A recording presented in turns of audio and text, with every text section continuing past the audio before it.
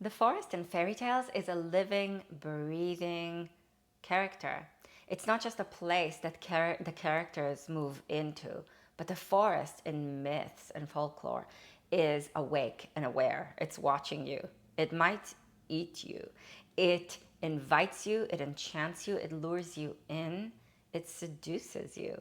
It becomes part of you and you become part of it. And why should you care? You may ask yourself, well, the forest is your life, it's your relationships, the experiences that you have in life weave together to become a forest. The unconscious is a forest.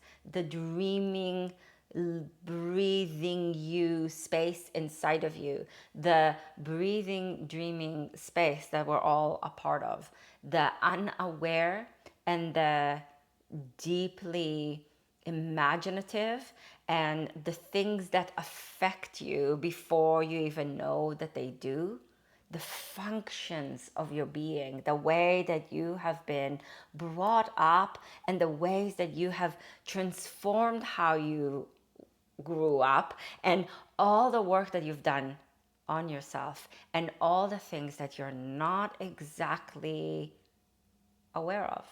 They are all the forest. The forest is the unconscious. And you should care because when we start to interact with parts of ourselves, with parts of the world, with parts of our lives in ways of metaphor and symbol, it doesn't reduce the forest as a character, as a living, breathing presence into something, but rather it allows it to expand. We are not only, we don't only need to, and that depends, and that can become a much bigger conversation. And in fact, it is a big forest of conversation. We are not just going into an archetype with the perspective that it's all about us. Well, some people do, and that's okay. There's room to explore archetypal alchemy from the perspective of it's you, and you're doing the work on yourself through the lens of a particular archetype. But we also live inside the archetype. It is much bigger than just something that is inside of us. It's something that we see in our lives. It's something that we see in society. It lives and speaks through communities. It lives and breathes through history. It moves through the culture. And sometimes it's hidden inside the culture, and sometimes it feels like a wildfire that's about to devour us. And the forest as an archetype has a devouring quality to it. It is an interwoven experience of shadow and of light. On the one hand, it devours the character, it digests the character, and sometimes the character is not going to come out alive out of the forest. And big news, we're not going to come out alive out of the forest of our lives. The forest of life will eventually devour us, digest us, and turn us into the nourishment of the continuous forest of which we are a part. So bad news or good, however you want to look at it, that's part of this invitation is to embrace the way that we are a part of it, and that it's not just a part of us. So life itself has a devouring quality to it. Have you felt it? Have you felt it lately? Have you felt the way that the world is eating you alive? And we can bring ourselves to the edge of this contemplation and ask ourselves, when is and where is it appropriate for the world to eat me alive? And where do I need to set a boundary, right? Because the forest is also a boundary. It's a place for, if you take it, if you go into the stories that incorporate a forest in them. It's a boundary. It's an aspect, an area, a place that stands between where the character is and where they need to go. And in the forest, they're going to collect all the different enchanted objects that they need, because the forest is magical. It's alchemical, it's transformative, and it is out of the ordinary. The forest in a mythic sense is always out of the ordinary. And guess what? The ordinary the ordinary of life, the day-to-day, the mundane, is also simultaneously full of access points, of areas, of experiences, of moments that take you out of the ordinary, or that are invitations to step away from the mundane kind of experience of I'm in the routine, I'm picking up the kids from school, I'm going to take them to all of their after school activities, and then I'm gonna come home and I'm gonna make dinner. I mean, there's a great quality to life, no doubt.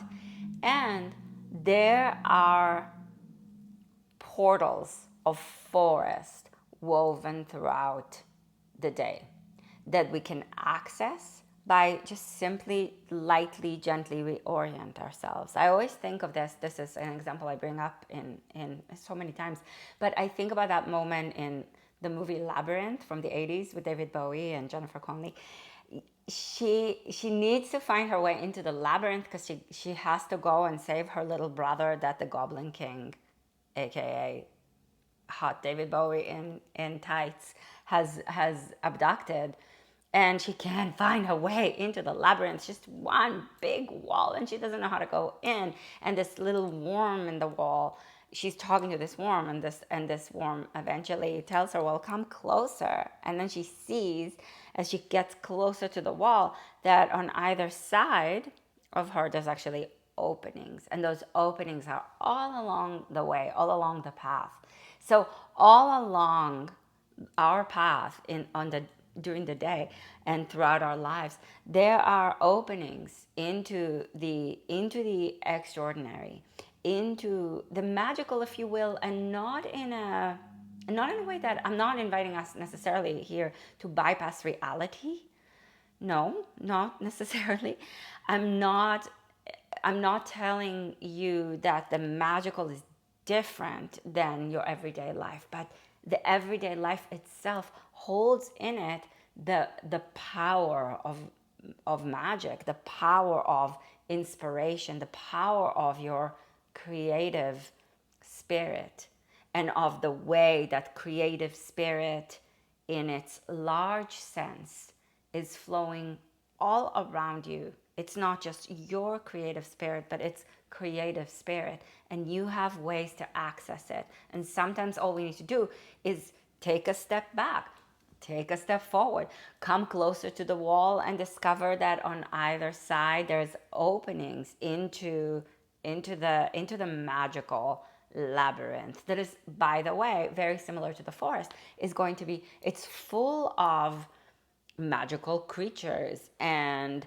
mythical beings and forces that are threatening and that are scary. Some of the forces that seem friendly, like the powers and energies that feel like they're helpful, let's say inside ourselves, in our own minds, the habits that we have, and even certain people along the way, or certain relationships, or certain habits, it can feel like it's helpful, but it's guiding us deeper and deeper it's disorienting us and taking us, instead of toward where we need to go, away from where we want to go. And sometimes in the forest we discover that by moving away from where we want to go, we're actually gaining a lot of insight. And this is where deep wisdom lives. And I say that with great humility. So I'm saying this from a place of, sometimes I get tired with how far from where I want to go I find myself sometimes, at times. And I also know, because of experience, because I've lived for a long time at this point, I know that there is deep wisdom in the experiences that take me on a detour in the forest of my life. The forest can be a place that, or a character, right, in our lives that is on our way to where we want to go.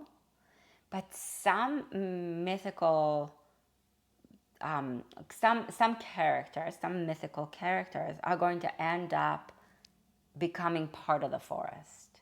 Some because the forest has eaten them, and some because they become part of the spirit of the forest, right? There are stories about forest spirits, forest beings. You might become along the way a unicorn, right? You might along the way you meet a fairy in the forest that distracts you, that disorients you, a little pixie that takes you out of the way and away from where you want to go. And time kind of folds into itself in these experiences, and you feel like you've lost a decade of your life and you don't understand what happened, right? Just like in the European stories about fairies disorienting travelers along the path in the forest. And sometimes we get through something and make it to the other side, but our experiences in the forest, in the spaces, in the places, in the presence of something that is interwoven shadow and light changes us, because the forest is deeply transformative. So it's the part of us and the part of our lives and the part of society and the part of history that is breaking the status quo and transforming how we've been doing things into a whole new other kind of a way. And sometimes it feels along that pathless road like we might never come out of it alive. Right? I'm not talking about this period in history at all. No, not at all. I'm going to take a sip of my magical tea for a second. So delicious.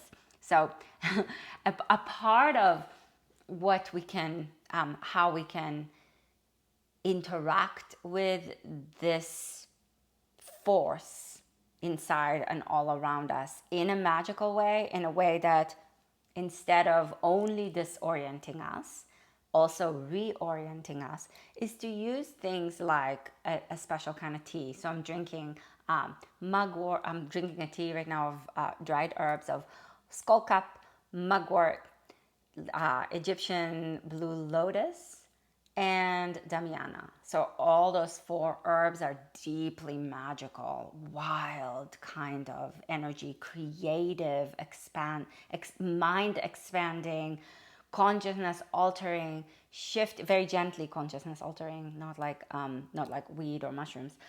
Something that is gently helping you see things a little bit differently is a way that we can interact with this archetype in ways that are helpful, right? So when you find yourself deep in the shadows and in the dark, when you find yourself really lost for a really long time in the forest, you can reorient yourself around those times in your life, those moments in your life, those periods, as portals of magic, because the very same forest that eats you alive is the forest that invites your alchemical process. Because what is this process of being devoured if not also being digested and alchemized in the belly of the forest, in the belly of the beast? The forest is full of monsters that might eat you. But if you get eaten, you will also recreate a pathway, right? Because whatever has ended one form of you, of your life, of this, of a certain period in history, is also going to repattern and recreate a new way. Now, I'm not bypassing the shitstorm that we're in, not at all. This is not, I'm not saying, oh, well, it's all for the better and it's all for the best. I'm not interested in that kind of conversation at all. I think that what's happening in the world right now, it's what's happening in the US, it's atrocious. It's what the fuck, right? And it's not that I think, oh, we're going to get through this, and on the other side of this shitstorm, we're going to discover how, oh, it was all great and worth it, and now it's all better. No, because life doesn't work that way. But in this really difficult time, there's also access into our own and into our relational and into our society's repatterning. And it's up to us to do that kind of a work, but it's there. And we can ask characters in the forest of this time to help us along the way. So that's one of the reasons why archetypes are so helpful, because then you kind of go, oh, wow, I didn't look at it that way. I didn't think about it that way. I think of the way that the forest in a story like Little Red Riding Hood, the forest is the edge, she's on the precipice of puberty, right? So the forest is the wild, erotic,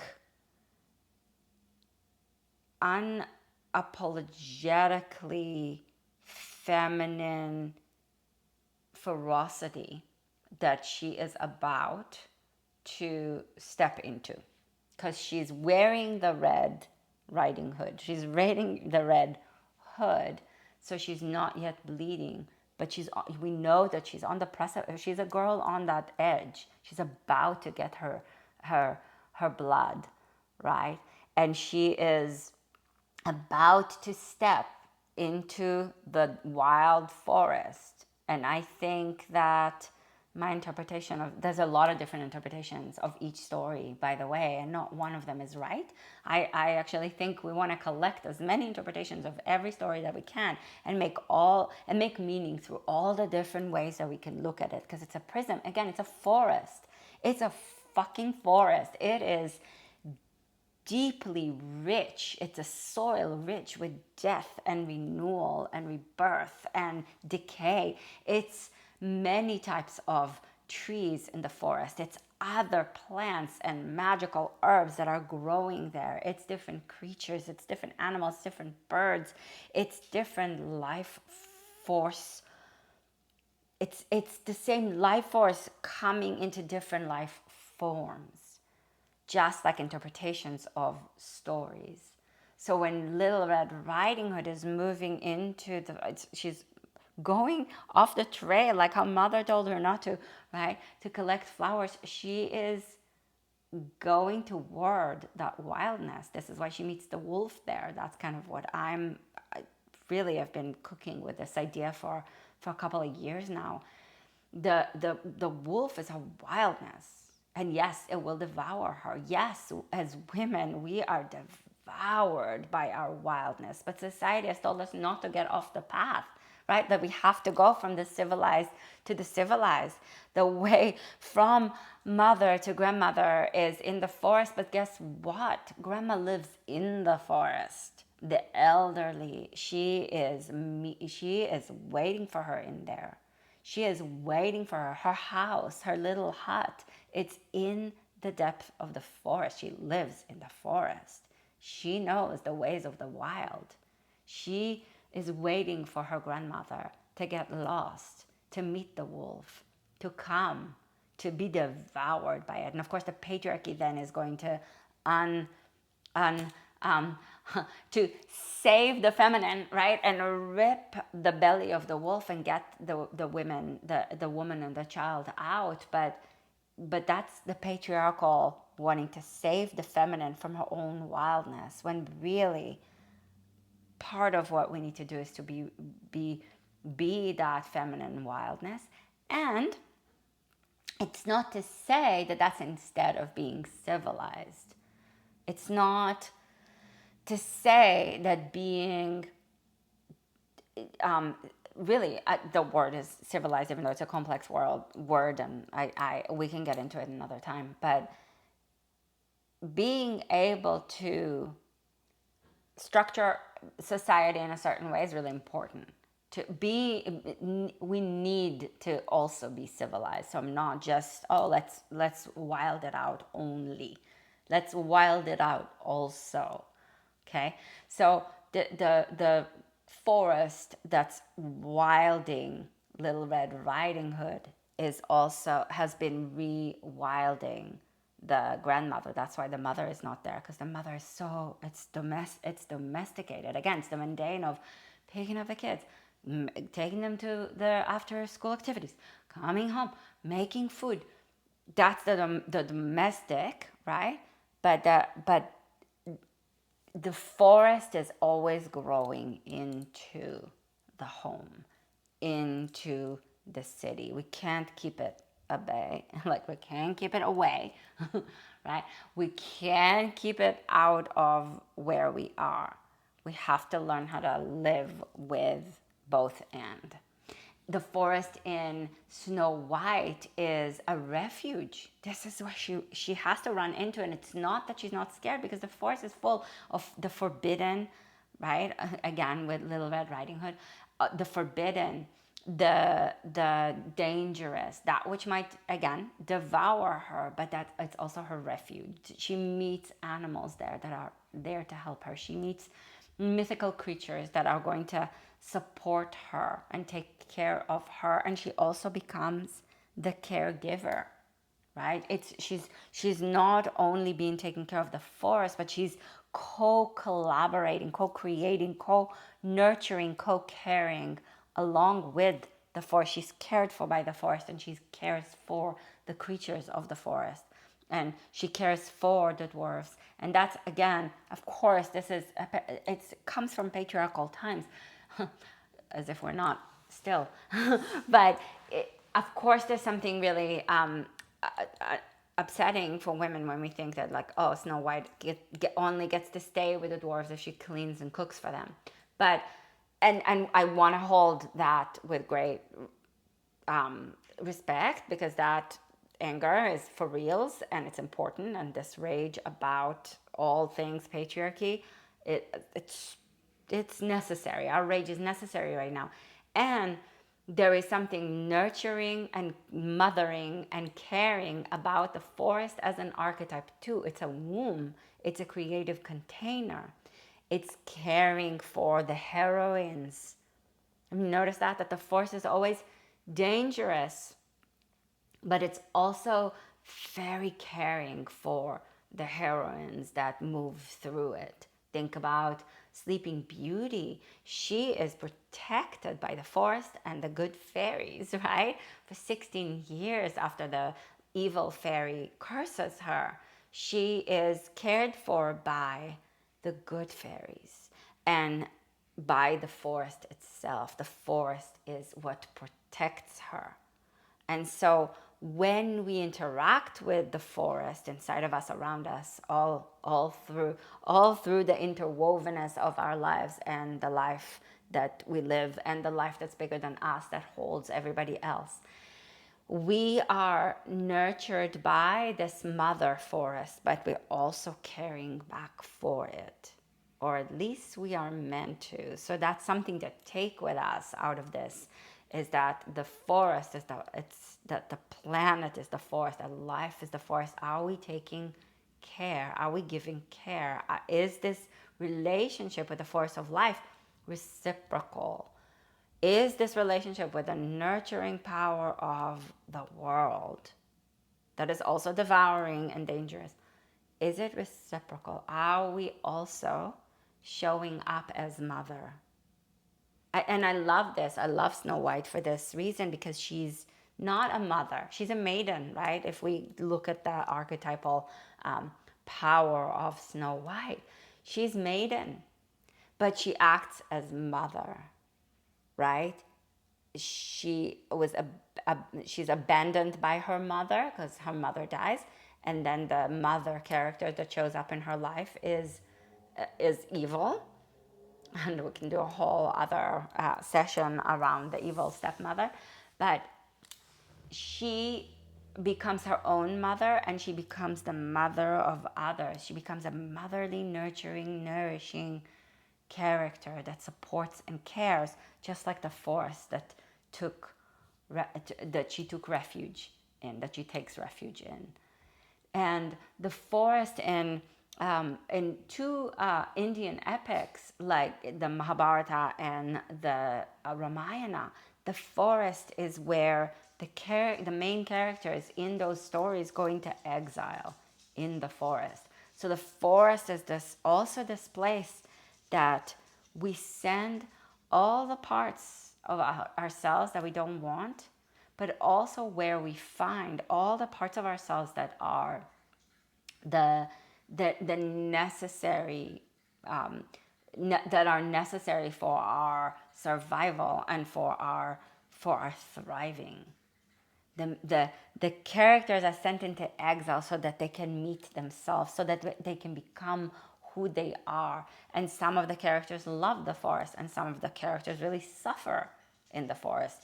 In the Ramayana, Sita, the beloved of Rama, is abducted in the forest by a terrible demon. So a lot of, again, there's a complexity there. But in the Mahabharata, in the book of the forest, the Pandava brothers meet all kinds of sages and interesting characters, and they learn ancient stories, and they learn about themselves, and some of them really love it, and some of them really don't, right?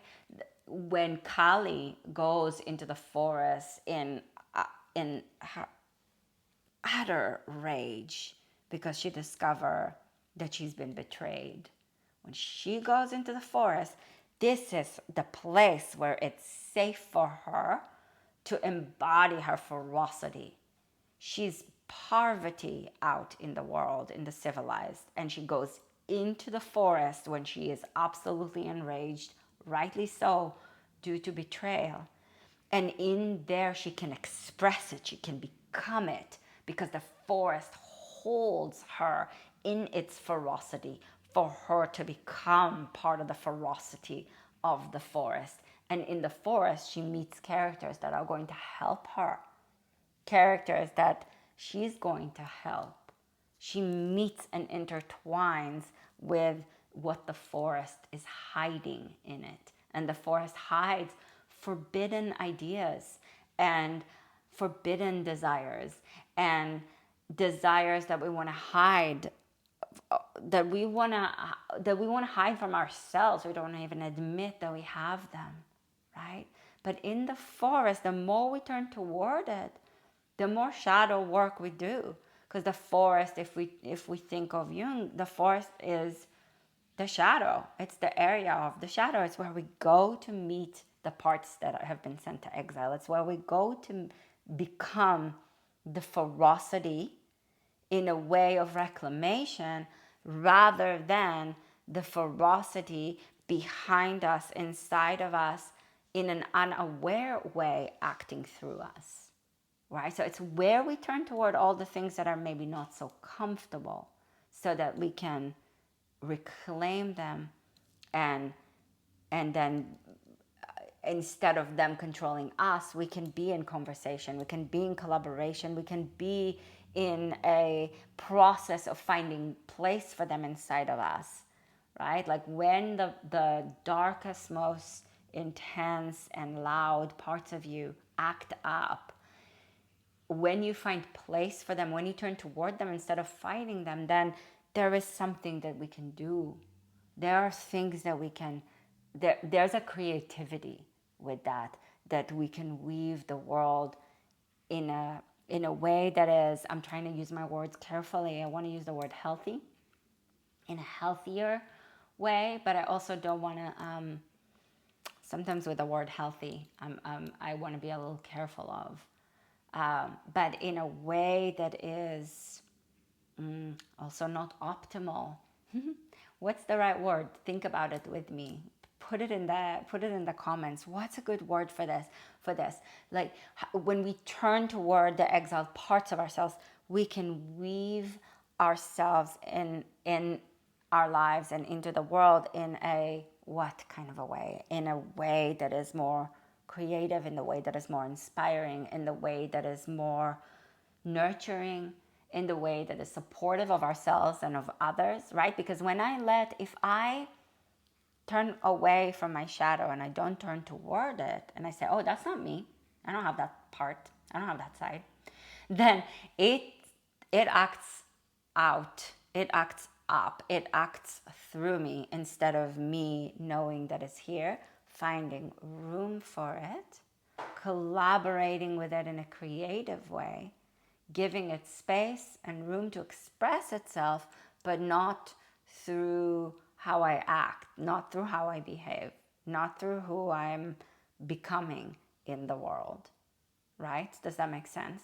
So it's a process of, again, like the word weaving keeps coming. It's the process of weaving. We're weaving ourselves together. And in the forest, we find through trial, through difficulty, if we think of Vasilisa, the beautiful from the Baba Yaga lore, that she goes into the forest, but she's so scared. She's sent into the forest. She's sent to her death by her stepmother and stepsisters. They don't think she's going to come back. They sent her to get fire from fucking Baba Yaga, right? This is dangerous shit. And they think she's not going to make it. But Vasilisa follows the instructions she has from the doll that her mother made for her. And she finds her way to Baba Yaga. And the doll, which is often interpreted as her intuition, it's her comfort, it's the inner child, it's the wisdom of the extraordinary, it's the wisdom of the part of ourselves that we're willing to turn toward even though it doesn't make sense, right? That's helping her along the way. And I don't want to idealize that because I don't think that part is going to save us,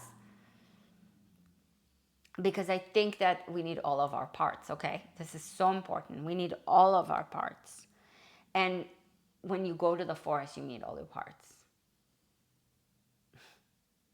Or all the parts that you're not needing when you're in the civilized, more awake world and time.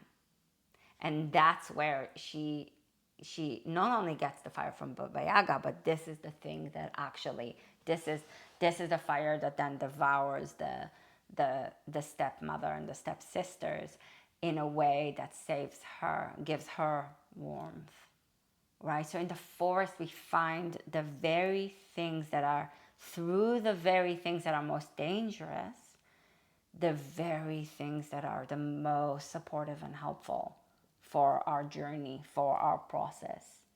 So when you're lost in the forest of your life, the invitation is to reorient the way that we think about it, to start to collaborate with the pieces and parts of ourselves that we feel we're lost in the shadows of. To see life as a forest is to know that you are entangled, that thoughts and feelings and experiences and ideas and everything that you've been through and all the stuff that kind of weighs you down and stops you from moving forward is also intertwined with all the things that inspire you and invite you to move forward in spite of all the failures and disappointments. So in the forest, there's a composting and a reintegration that brings forth a re-emergence that brings forth a reconfiguration of who we are. And the process is continuous and it's not linear. The force is never linear. It's liminal, it's spiralic. Again, you get disoriented and it's a pathless road. So let's do a little breath work to ground ourselves in this forest adventure so that, and I really love this breath work. It comes from the yoga tradition. I do it a lot I've done it a lot in my life. It's called Nadi Shodhana Pranayama. And it's a pranayama, it's a breath work that originally was created by or found or cultivated by yogis as a way to create the word is literally purification. Shodhana is purification. I hate that word so much because we're never pure. We're always in the forest, right? It's originally cultivated as a clearing of the central channel, creating clarity and purity and cleanliness in the channel, the central channel of energy in the Shushumna Nadi. But it can also be, because you move through the center, you move between left and right through the center. So it can also be a way to refine who you are, so that as you go into the forest, there's a sense of a you, but you're also weaving with and into and through the forest. So you're never going to come out of this unscathed or unchanged. That would be horrible, to go through life with nothing changing you, nothing changing who you are. That's a really bad idea, right? We want to melt and decompose and re-enliven and intertwine, kind of become the way that in Ovid's Metamorphosis, kind of characters that through trauma become trees, right? And a lot of the times it's trauma to the feminine. Oh my gosh, I'm getting myself into a place. We don't need to go right now because that's going to be another hour and a half video. But we want to become part of the forest, and we want to keep changing who we are. So it's a both and I love Nadi Shodhana Pranayama for the both and, because it does move side to side. It includes, it incorporates, it weaves, it interchanges, it puts us together in a really nice way. So let's do it. This is a big intro to this. But you're going to lift your right hand up. I'm going to not mirror you for this one. Right hand up. Index and middle fingers come in to the root of your thumb. Ring, pinky, and thumb stay lifted. Turn your hand toward your face. Take a deep breath into your belly. And exhale slowly out. And do you hear my breath? It's with a tone in the back of the throat. So I'm cultivating Ujjayi Pranayama, breathing through this tone in the back of your throat into your belly. And breathe out slowly through the tone of the back of the throat. Exhale slowly. One more deep breath in. And then hold the breath. Close the left nostril with the pinky and your ring, and exhale out through the right side. Soften your eyes and let your eyes close. Inhale through the right.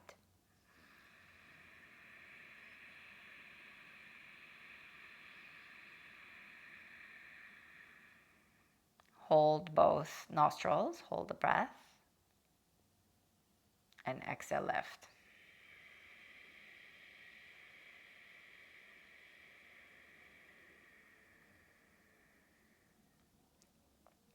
Inhale left.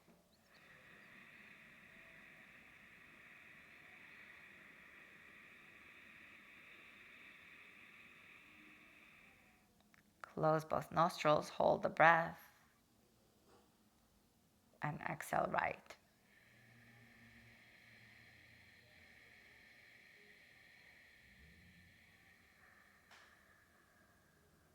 Inhale right.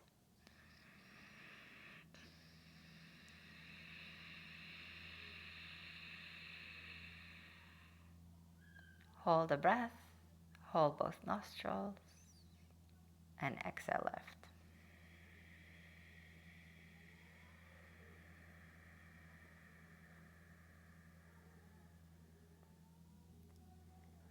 Inhale left.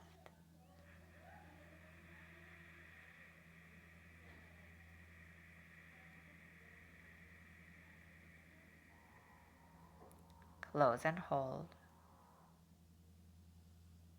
Exhale right.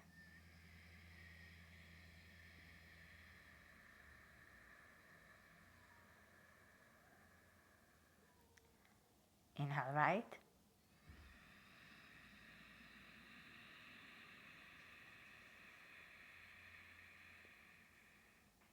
Close and hold. Exhale left.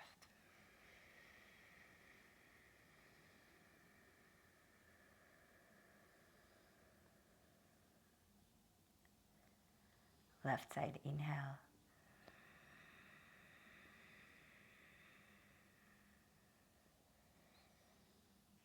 Close and hold. And exhale right.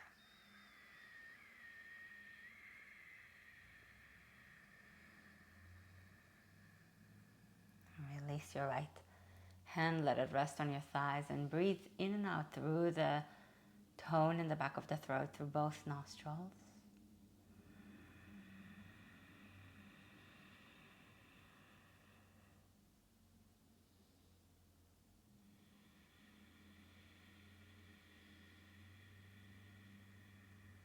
Feel the effect of your work.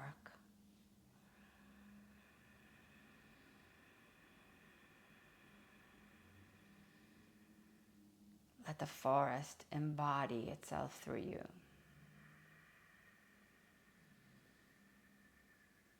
You're interwoven with the environment. Through your breath, the trees nourish you.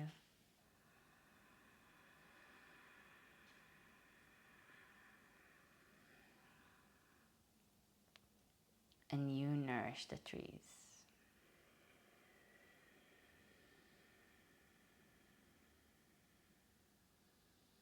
You breathe in and the forest becomes part of you.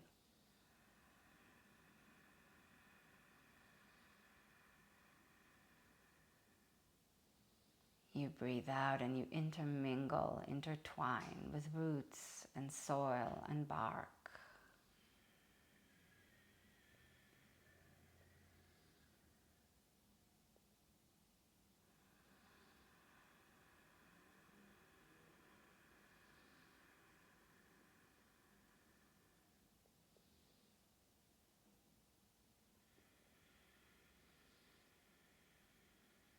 And allow yourself to feel the complexity of it, because the forest is the invitation into your own complexity and into the complexity of life and into a breaking of the pattern in society of overly simplifying things, of binary thinking.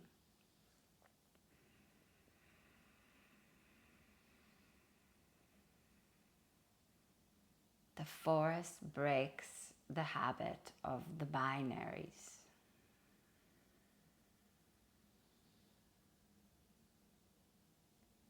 And it invites us into a reality of both end.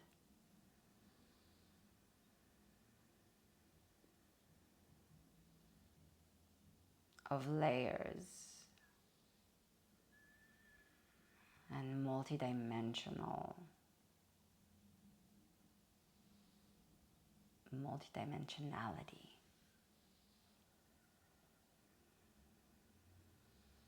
You can release your Ujjayi breath and just allow the breath to breathe you for a few more moments.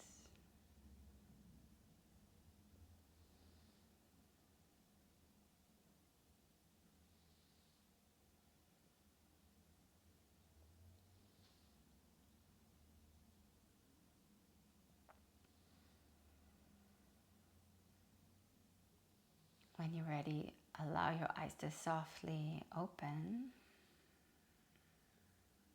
and meet yourself again right where you are in this space, in your life, in the world. Thank you for going on this magical journey in the forest of life with me. And if you found it interesting, evocative, creative, helpful for your creative life and for life itself, put a like on this video, share it with your people. If you're not subscribed to this channel, please subscribe to this channel. Subscribe to my Substack for Muse Medicine that drops every Monday. I'll leave a link for you in the description of this video. I'll also leave a link for you for a ritual guide, free ritual guide that you can work with on your own to create a ceremony, a ritual to invoke and work with the forest archetype and other archetypes and other parts of your life. And I cannot wait to see you in the next one. All right. Thanks so much for joining me. And if I didn't introduce myself, because I think I just jumped right in, I'm Hagar, and this is Mama Mandala signing off. Thank you so much.